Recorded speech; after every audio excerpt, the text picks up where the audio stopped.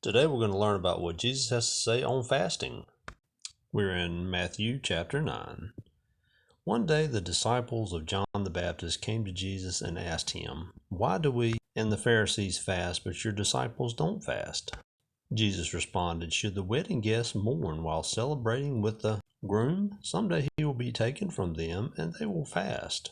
And who would patch an old garment with unshrunk cloth? For the patch shrinks and pulls away from the old cloth, leaving an even bigger hole than before. And no one puts new wine into old wineskins. The old skins would burst from the pressure, spilling the wine and ruining the skins. New wine must be poured into new wineskins. That way both the wine and the wineskins are preserved." And for a little context, John's disciples fasted, which means went without food, as a sign for mourning for sin and preparation for the Messiah's coming. Okay, Jesus' disciples did not need to fast because he is the Messiah and was with them. Jesus was not condemning fasting. He himself fasted. You can find that in chapter 2, verse 2, or chapter 4, verse 2. He emphasized that fasting must be done for the right reasons, however.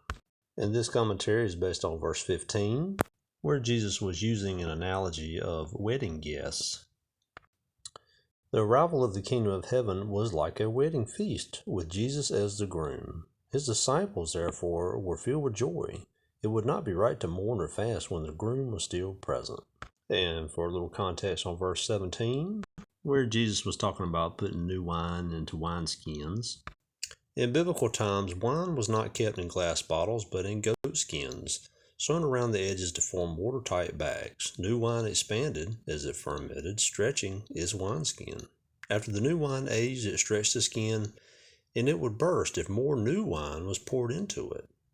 New wine, therefore, was always put into new wineskins. Now, Jesus did not come to patch up the old religious system of Judaism with its rules and traditions. If he had of, this message would have damaged it. His message would have damaged it. His purpose was to bring in something new, though it had been prophesied for centuries. This new message, the good news, said that Jesus Christ, God's Son, came to earth to offer all people forgiveness of sins and reconciliation with God. The good news did not fit with the old, rigid, legalistic system of religion. It needed a fresh start.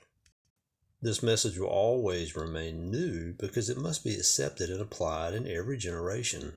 When we follow Christ, we must be prepared for new ways to live, new ways to look at people, and new ways to serve.